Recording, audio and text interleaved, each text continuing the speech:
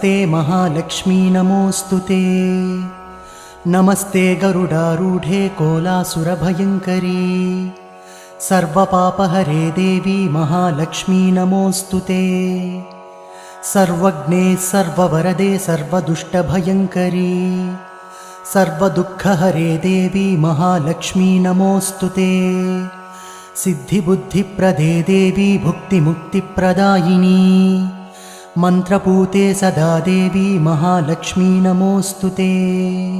आद्यन्तरहिते देवी आदिशक्तिमहेश्वरी योगज्ञे योगसम्भूते महालक्ष्मी नमोऽस्तुते। स्थूलसूक्ष्ममहारौद्रे महाशक्ति महोदरे महापापहरे देवी महालक्ष्मी नमोऽस्तुते। पद्मासनस्थिते देवी परब्रह्मस्वरूपिणी परमेशी जगन्